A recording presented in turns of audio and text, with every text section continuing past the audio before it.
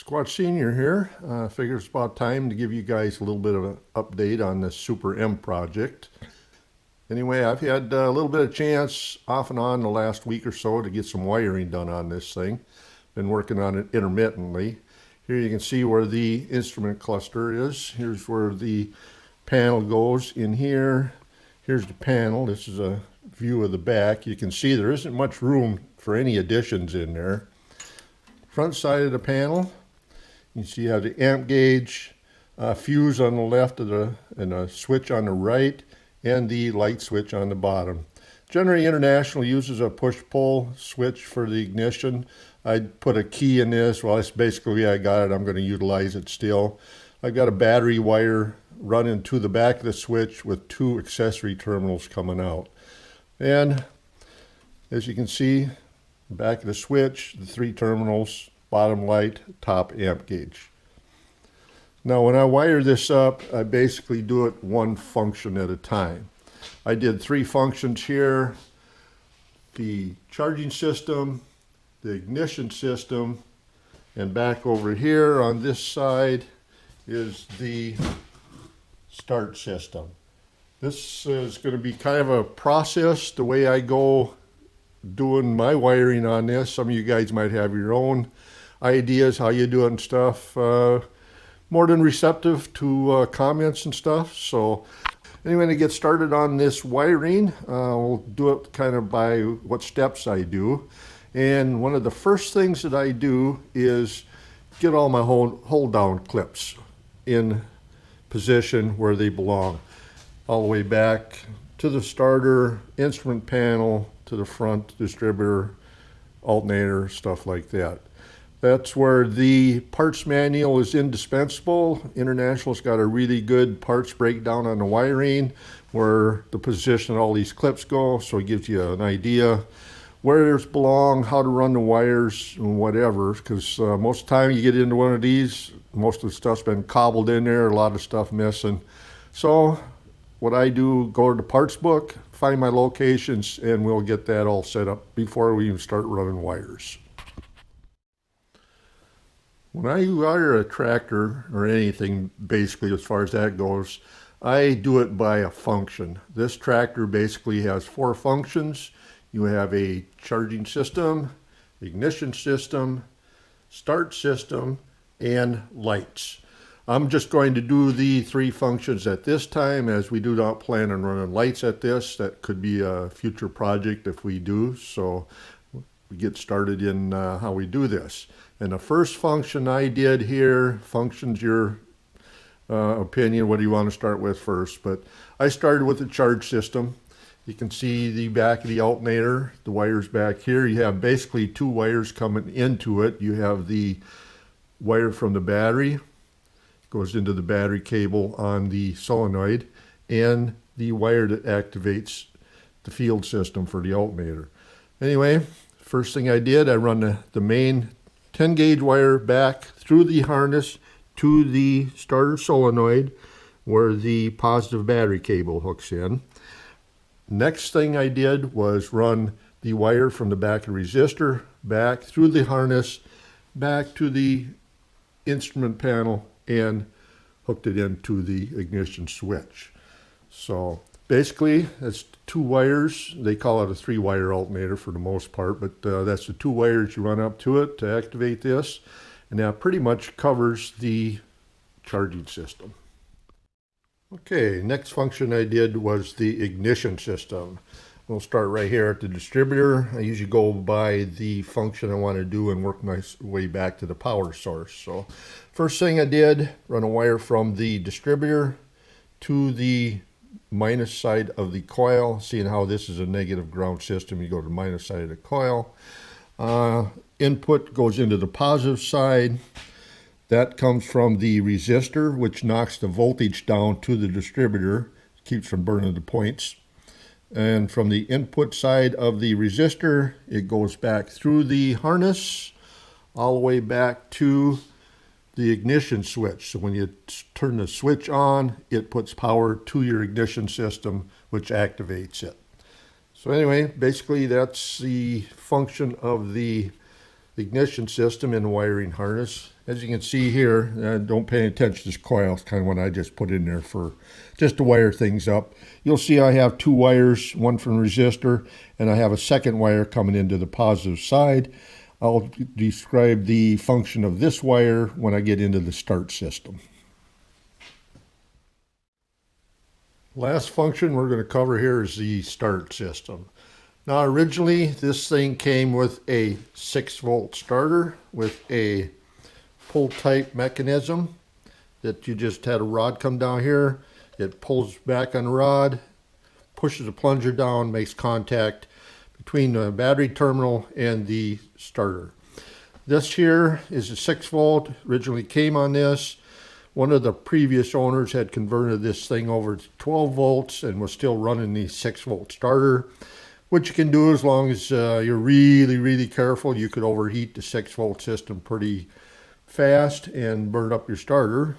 One of the main reasons I changed the starter over to 12 volt, I could not find one with this type of function, so what I did, I put a solenoid on it, is I was wiping out starter drives. And if you guys remember in a previous video when we tore this down, we did find part of a starter nose cone tangled up in there. Because when this 6-volt starter slams in off a 12-volt battery, it puts excessive forces in here. So besides wiping out starter drives, breaking nose cones, I figured I'm going to eliminate that problem. And I went back to a 12-volt starter as long as I was running 12 volts on this system. So anyway, get back up here. To run the starter with the solenoid system, I had to put a push button in to activate it. I would have liked to put a ignition switch in with the start function on. The only problem with that, it's too long. My terminals would bottom out on the back of the housing, and I did not have room next to the amp gauge or anything. I would run into the amp gauge and this would fit in there crooked. So seeing some limited space here, I could not put this type of switch in. So I went with the push button system, which when you turn the ignition on, it activates a accessory terminal off the back side of your ignition switch and puts one hot wire up here. When you push the button, it runs the other hot wire down to the solenoid. So let's go over to the starter and we'll have a look at the wiring at that. Here we are at the starter. Last function I'm going to go through on wiring this tractor up. As you can see, we do have the solenoid on top. The other starter I showed you, which was original to this, had the pull rod to come down through the bracket here down and pull back on that lever to activate the contacts between, basically you'd have this style, two terminals, just a little different style. And that would make contact with the battery wire to the starter terminal. Anyway, with the solenoid on, what you do there, you still got your battery coming into one side, the other side comes out to starter, and to activate that, you have a wire from the push button terminal that comes in one side of the solenoid, and when you activate that, it closes the solenoid. A disc makes contact with these two terminals, which then activates the starter. Now, the other wire, what that is for, that goes back over to the distributor. Now that is the second wire that goes in. So when you activate the solenoid, the disc comes in, makes contact, also puts power to this terminal. What that will do, that will shoot 12 volts directly into your ignition system, which gives you a hotter spark for the start. Now when they release the push button for the start, then this terminal here will go dead and you will be just activating through the resistor, which knocks the voltage down to keep your points from burning. So that's the purpose of two wires to the distributor. So that pretty much covers all the functions, and a few other things to go through. I'll show you what I'll be doing and we'll probably wrap this one up.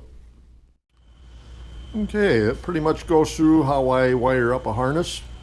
As you can see, I got the wire loom out. I still got to get all this wrapped up in wire loom. As you can see, I got just kind of little short pieces in here on my clips. So all that's got to come apart. You'll notice a lot of loose stuff here. I didn't tighten anything down. This whole thing's got to come apart. One reason, a lot of painting to do on some of these pieces yet. So that's one reason they're not tightened down. But I do know my lengths of my wires, it's all in there. So once I get everything painted, tightened down, the loom on, everything's going to be pretty much the way it should be. Anyway, we'll get the wire loom on and stuff. And like I say, if you wire at one function at a time, pretty soon you have a harness. Pretty easy looking at it that way. Don't look at them all at once, just do one at a time. It'll come right together for you. Anyway, we'll get the loom on. There's a few other things to do and stuff before that's wrapped up. A little paint and stuff like that. So we'll probably wrap it up right now. Might give you a little quick shot later on the loom after it's wired in, finished up. Who knows? We'll see. Okay, here we have the completed wiring harness for the Super M. This is set up for a starter with a button activated solenoid and an alternator. Starting at the instrument panel up here, we'll go down the line. This is a grommet that goes into the housing. It slides into a slot that goes in there, kind of pinches together so it's more oblong. Protects the wires where they go through the housing. Come on down the line, we have the first takeoff is for the starter button. Wires go down to the solenoid. Next takeoff we got, these come off the starter. You have the main power wire that hooks into your battery cable. These two go into the solenoid. One is to activate the solenoid and the other is the takeoff that goes to the coil on the ignition system. Next off down the line we have the takeoffs for the alternator. That's the main power wire and the activator wire for the field. Then we come in here, we have the distributor wires. This one here goes to the resistor. The second one goes to the positive side of the coil for running the start system. So pretty much a complete wiring harness I'm really satisfied with. We might wrap it yet in some tape. We've got some super good tape back here. It really works good. I've got my takeoffs wired up with it already. Now this setup is for a starter with a solenoid and an alternator. Now if you are working with a generator, you'll have different wiring stuff to go on because you'll have a voltage regulator you'll have to wire in, which is external from the generator and stuff like that. So basically we just covered the wiring for an alternator on this one. So well, there's a complete wiring harness that I'm well satisfied with. Okay everybody, Squatch here. It's a few days later. Figured I'd take over to shoot the final scene of the video. So we've done a little bit more work on the Super M since Senior's last video. We'll just start right here. You can see batteries in place. We're just about ready to put the hole down on there. And these are what are called battery mats. They are a acid neutralizing mat. They have a shiny side and like a felt side. Shiny side goes down.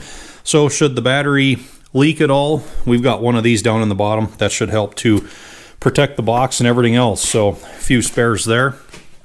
And for the most part, harness is all installed.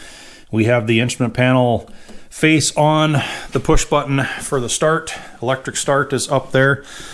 After Senior wrapped the harness in the convoluted tubing, I went and also wrapped it in a very high quality electrical harness tape that I have. It kind of has a cloth weave in it. It's something I got from work. The International Navistar diesels use this stuff quite often, and I wrap all my harnesses and that stuff, so we just finished it all off with that.